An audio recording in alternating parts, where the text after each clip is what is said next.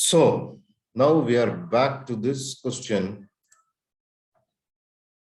This Omicron variant is waning off. So what's next? And also, what is genomic surveillance? And it's in a very simplified form to describe what is genomic surveillance also. Firstly, what is this SARS-CoV-2 genome? See, this is an RNA virus and the size is, let me start.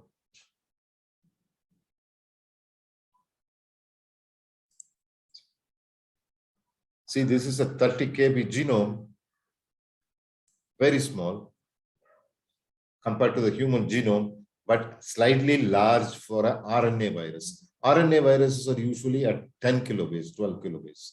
So this is 30 kilobase. DNA viruses are large, like pox virus is a large genome. And the focus of interest for everyone is this protein, S protein, right? This is a spike protein, though this is not the only surface protein. The N protein is there, E protein, M protein, right? Whereas these ORFs are all internal proteins expressed inside the cell. So surveillance is all about sequencing the whole viral genome of all the positive cases. This is not like saying S gene dropout, maybe Omicron and all. You take this VTM, extract RNA and sequence it. Whole genome is being sequenced. So the cost of sequencing, I'm sure some of you would be curious, is somewhere around 4,000 rupees, including everything. From RNA to sequence analysis, everything is put together. It's approximately 4,000 rupees in the market. So what is the surveillance part of this? Is you take random samples from regions. Let's take Bangalore, right? Bangalore Central, Bangalore Rural, like that few regions in Bangalore you can take. You can also pick up severe cases. That's people who are in hospital, admitted, sequence them. Maybe they are having Delta. Maybe there is a new variant. So how random is also important. We can't really go and find random. See, most of the sequences are done for incoming passengers. I mean, the samples, RT-PCR sample collected for incoming passengers or people who are going out, the travelers. Otherwise, normal folks, unless there is symptoms, no one is sequencing them. Or so what are the samples that you will sequence? Something that's odd, right? Suddenly, in one apartment complex, 10 people have got infection. Something odd, sequence them, right? So genomic surveillance has to be random. One part has to be random so that we know what is the prevailing variant in that area and what is the frequency of, say, BA1 and BA2 of Omicron. I will also tell what that means also. So there are several applications of genomic surveillance, but it's actually random samples. And then it also has to be certain samples picked up for a certain reason. So I want to quickly tell you, what is this sequence to variant workflow? How long does it take? See, you might have heard people saying it will take 72 hours for sequencing and 48 hours for analysis. We typically take 24 hours. If samples come before 12 o'clock today, tomorrow 12 o'clock, we give everything. Actual turnaround time, if there is some 7 or 8 samples, is only 7 hours. So we have this PCR primers optimized at Genotypic, and we have a software we created called Commander, which what people claim to take 24 hours, 48 hours and all, it can finish in 15 minutes, 20 minutes time. This analysis, I have put 1 hour here, is for also doing a quality control. If something has gone wrong, double check manually and then give it. So that's all it actually takes. So overall, nowadays, people are taking too long a time because they are using the wrong sequencer for sequencing. That's the Illumina sequencer. Firstly, you have to wait for enough samples to come. In nanopore, you can start with even 2 samples. There are 96 samples, and then it is a 2-day run, 48 hours run. Here's the maximum run time is 10 hours. That's after 3 hours of 4 hours of PCR. Start the run 12 hours. 16 hours, it's already ready for analysis. So briefly, what is the sequencing workflow? In the previous one, we start with the RT-PCR step. That's 1 hour. That's converting RNA to DNA. PCR step, that's around 2.5 to 3 hours time, where we are PCR amplifying different regions, or actually overlapping regions in 2 different pools. And then you come to the sequencer. The sequencer is actually slightly larger than the mobile phone. We also use Gridiron, which is a bigger machine. It's like a printer size. It's not a huge machine. It doesn't need any sophisticated connections, other equipment, nothing. So from the sequencer, you get raw data. That's an image file actually, that is converted to a FASTQ file, which you know, it's a FASTA with a quality score. And then it's aligned. And then through SAM tools, you have the BAM files created, which is a binary file. And then you create VCF, that's a variant caller file format. That's all is required. Now you're ready for analysis. So you know the variants and you can output consensus, right? So how does consensus look also? I will show you. So consensus looks like this. See, oh, I think in this one's, I can't show other one. Sorry. Okay, I'm going back. So what is, you will always have genome coverage and X coverage, 2 parts, right? This is the reference genome, 30 kb. The breadth of the coverage is, did we cover 99% of it? For example, if there is S gene dropout, did we miss that S gene approximately, which sitting here? So these are the questions. And then here is X coverage or depth of coverage. Is it 1 read, 2 read, 3 read? So we typically use around 300 X coverage. It can be 1000 X coverage also. 300 X coverage and 99% plus horizontal or breadth coverage. This is depth. So you can also live with 100 X coverage also, but usually because it involves different PCR primers, products, it may not be 99, it might be 97, 96, but we can still find, is it Omicron, is it Delta? All those questions can be answered with lower genome coverage as well, no problem. But if you want to find if there is a new variant has arrived, then you will need 300 plus coverage and 99% plus horizontal coverage, genome coverage. After you get the data, what people do? You have to go into command prompt. All bioinformatics is done in command prompt operations. So the problem here is a person who did the PCR can make the library, can run the sequencer, but cannot do the analysis. So we created a software called Commander, which one tool, any platform, whether it is Nanopore, whether it is Thermo Fisher, Illumina, MGI, or PacBio, all of them can be done at the same time. Even if you can mix the data, it will still work. So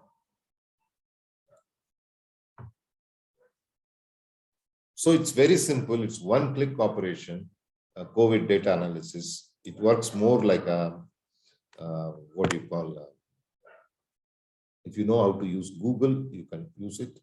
So it generates reports in one click, how each amplicon is covered, like this here. You can see I intentionally took a sample which is not great. So you also have to take samples with enough viral counts. You can't take a sample with low viral counts. So typically it should be at least 25 CT, but we can go until 26, 28 CT also. And then each amplicon, you can see here, see some amplicons are only 4x covered, but still enough to say what is the variant. And then now I'm coming to the most important point.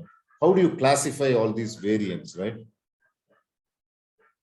See, some mutations are intergenic regions, some are frame shifts, some are missense mutations, some are synonymous variants. See, this is something which you have to look at it. That is an amino acid change. Base changes, but amino acid still remains the same.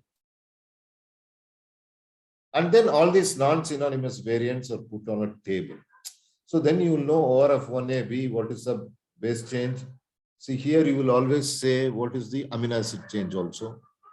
Then from here you can decide based on this mutations, we can say, hey, this is probably Delta.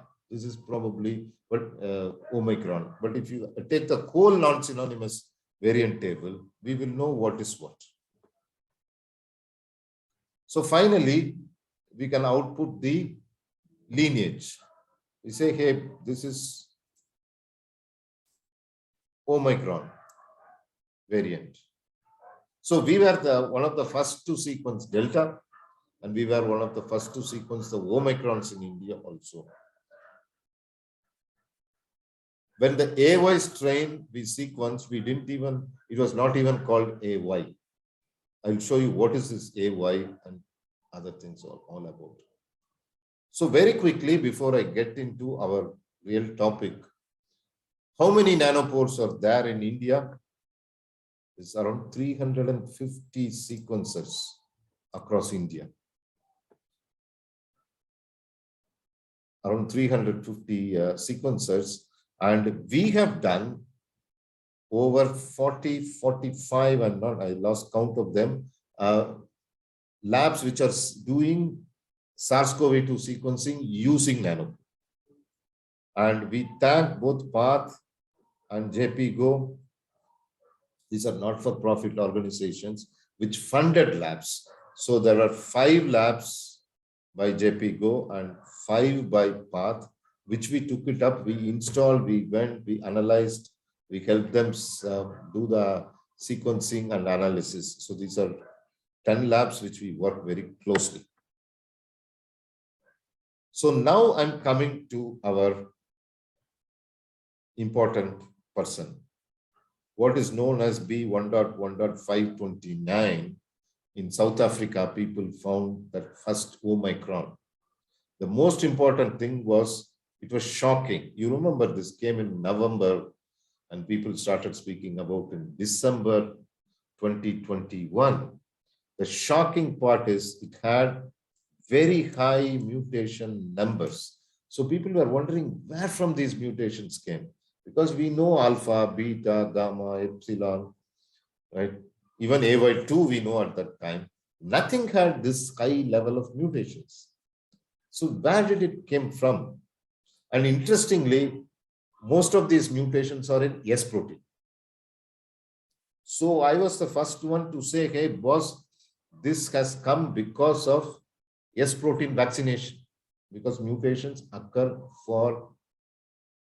because there is a selection pressure, right? If the S protein vaccines, this is our Covishield, all the mRNA vaccines, almost the whole world, except our Covaxin and the Chinese vaccine, everything is a S protein vaccine.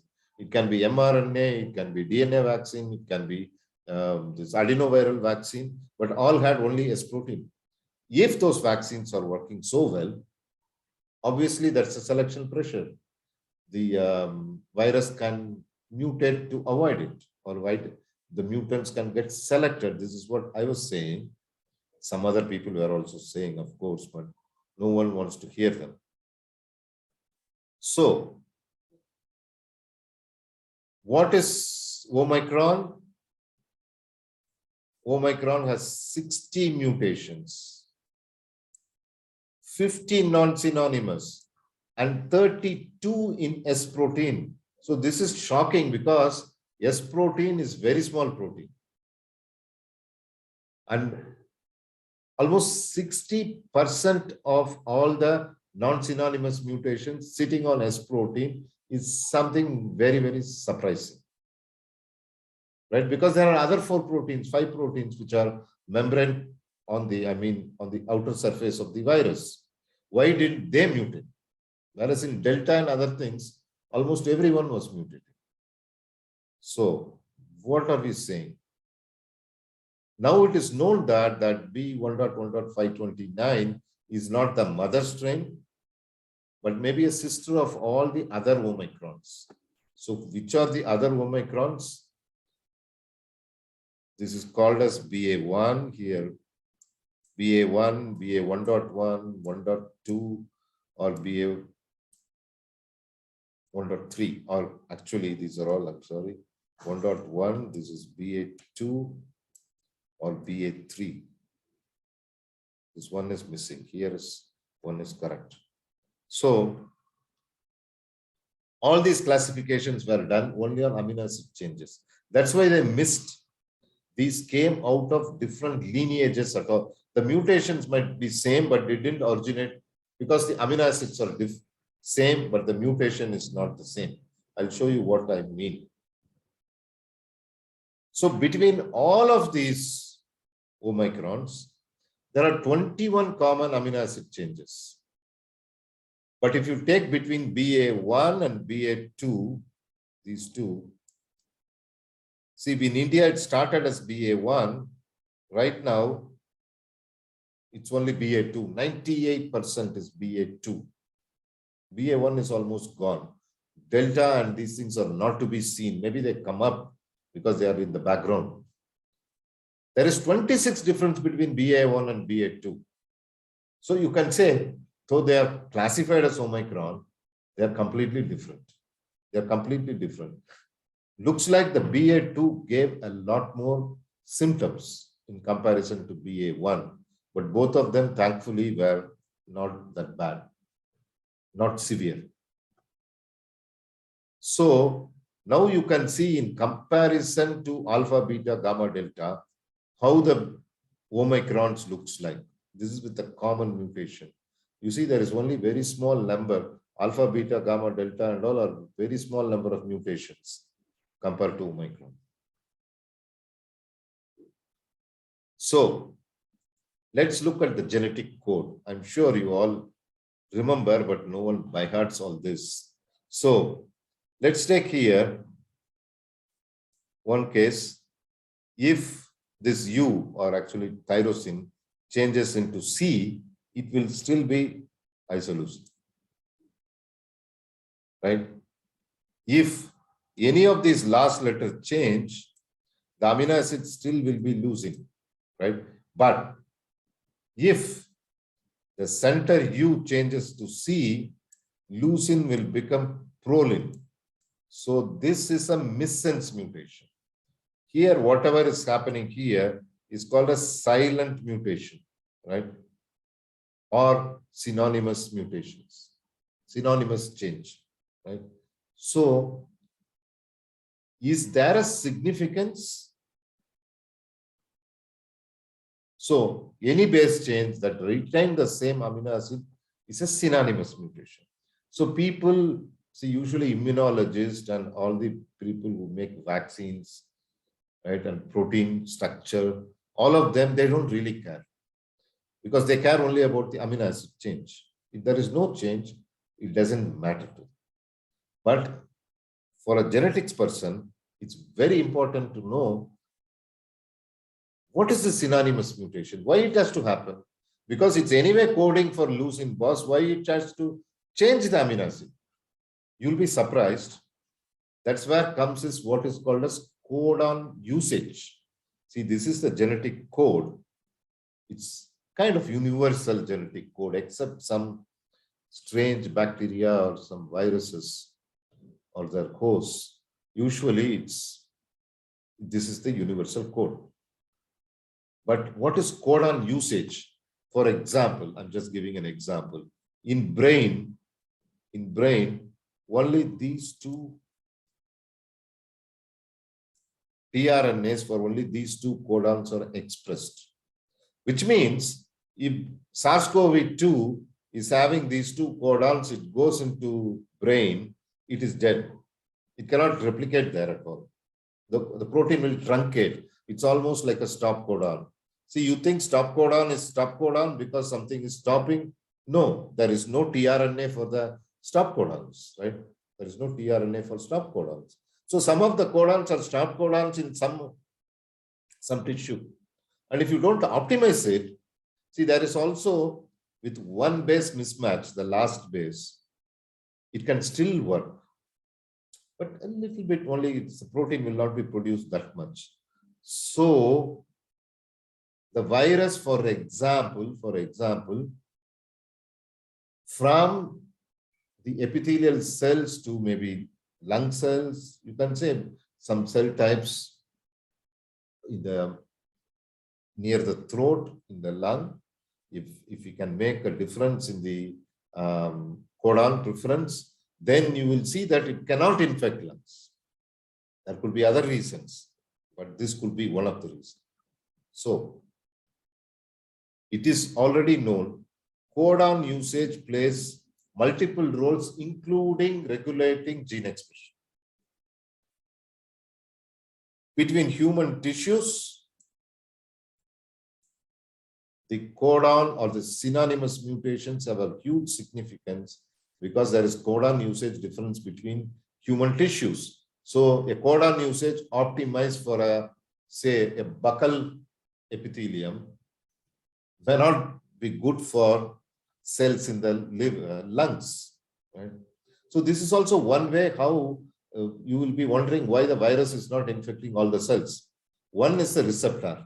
The receptor may not be present in all the cells. Second is, even if it gets inside other cell types, the codon usage is different. And this is the way it's also, the cells also escape. This is one of the defense against virus is the codon usage. So what is the significance of this codon usage change? I'm just introducing this, the host change. From bats, it started coming into humans, right? What was good for the bats? Codon usage might be different. So a certain mutation should happen in the humans when the virus gets adapted to the humans. How else it adapts? So there is no amino acid change, but codon usage change happens, right? Amino acid change also might happen to better match the receptor proteins and all. Second is target tissue change, right? And third is severity, right? If the codon is very well optimized, the outburst, the virus burst counts might move from 20,000 to 40,000, right? So that's why, in BA2 and all, people are saying CT levels of 14, 12 and all. Whereas the original one, it's never went that much down, CT level, which shows a higher viral counts. So the higher viral count can also increase severity if it hits liver. Okay. So there are implications of these synonymous mutations. So here is Omicron variants, different Omicrons. So you can see here, BA1 and BA2 have 32 mutations which are common. That's here, these ones. All these are common mutations, and you can see most of them are in yes here, right? And then they have 28 mutations which are different, which is here and here and here. These ones. So they have more, almost similar number of common and uncommon or dissimilar ones. And you might be always seeing this part, this S gene dropout people used to talk about, right? This deletion is not present in BA2, but present in the BA1 S protein. So you can see that it's highly unlikely BA1 became BA2. Because how do you re-get the deletion? And why do you want to revert back so many of the mutations? So it's practically not possible. So they all started somewhere and came there. So where it could have come? That's the question. So this is results our people Megha and Nigar did. It was continuation of the work which we previously did for only Delta and the AY strains. So this is ORF1AB. This is not anyway connected with any vaccines because it's an intracellular protein, right? It's an intracellular protein.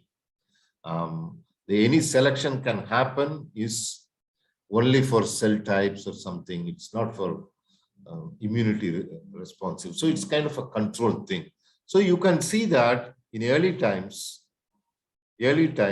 for example, here, even here, there are as much synonymous variants as non-synonymous. Whereas if you take these cases, you can see there are more non-synonymous mutations happening in these cases. But now let's go to the N gene. N gene, by the way, is one of the antigenic gene.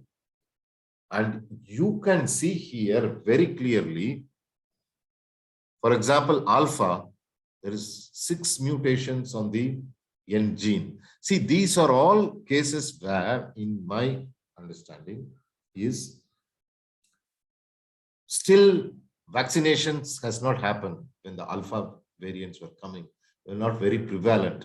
So if at all the virus has to mutate, because there are a lot more people who are infected in the first wave, right? They are the people who lived in crowded areas, and it has to evolve out of them, right? Anything can evolve only out of an already infected person, right? Otherwise, there is no need to change. You can keep on infecting everyone. So this, you can see here, all of these are cases where naturally immunized people, it has to get through. So N gene mutations were occurring here. Whereas now if you go to S gene, right, you'll be surprised. In case of S gene, see, after alpha, these are the times people already started using vaccines, S gene vaccines, right? And here, this is the time when people were even putting 3rd dose, 4th dose and all. Yes, vaccines were working, but what's happening is the vaccines are inducing mutations in the S gene. It's not inducing, those mutations are getting selected so that they can overcome the vaccines. So if you look at the overall picture here, see, you can look at all the 3 and you can definitely say that, see, this ORF1, where no selection pressure is actually happening vis-a-vis vaccination or for natural immunity by infection. N gene, natural immunity by infection does play a role, and you can see that the non-synonymous variations are higher. But if you take the S protein, S gene, when already during alpha time itself it started, people started vaccinating, right, after the first wave itself.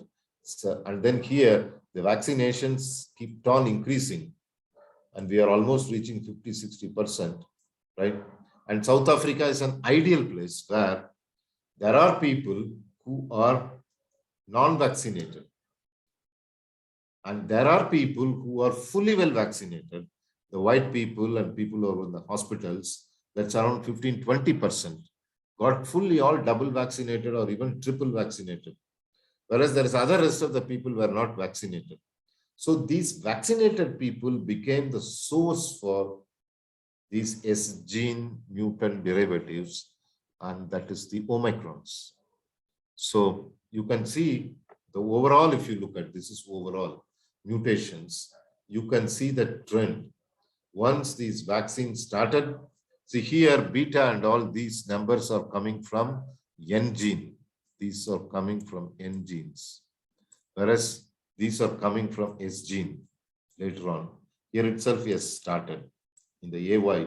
AY is a later version of the Delta. So one could see that increased vaccination has led to, this may not be the case with Covaxin treatment. So what is the conclusion? The conclusion is, number one, early mutations were happening for codon optimization and host stabilization. Right? It should change from, it has to stabilize in the human host. The second level is for reinfection. That's breaking through the natural immunity. This is happening maybe during alpha, beta, gamma, delta times. Because number of people who are infected far exceeded the number of people who are immunized during that time. But later period, like the A1 times, even in India, people were immunized. Like in Bombay, almost everyone, and mainly people who are working in hospitals and high societies living in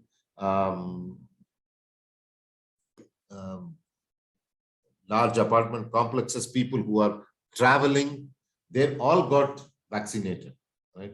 Or they all got immunized also by the virus itself.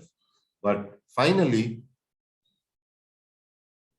till all is clear and no more COVID positives are coming, this selection is going to happen. And the third level, which I've left it there, here, is the third level, that is Omicron, seems to be a real clear case of response to the S protein vaccines.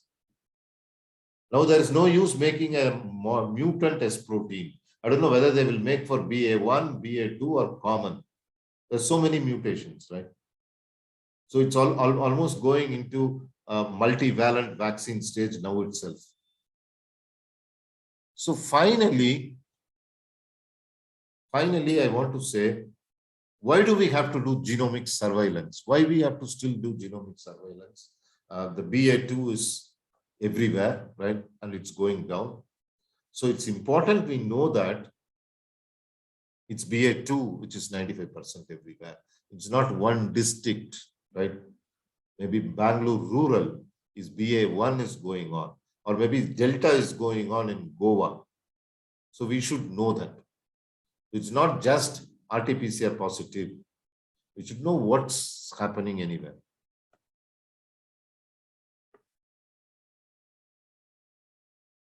Question is Delta and AY still around? Because when the Omicron came, it came like a real wave, right? By Jan, it started, 15th, it was everywhere. Feb 15th, it's gone almost. We have all started traveling, right? So, is Delta and AY went in the background? And then are they still going around? That we should definitely know. And then what is the predominant variant? That's even the BA2 is having mutations. Amongst them, what is the predominant? Because now the BA2, we have an Indian variant of BA2 actually. It's not fully exactly identical to the BA2 of what they found from other countries.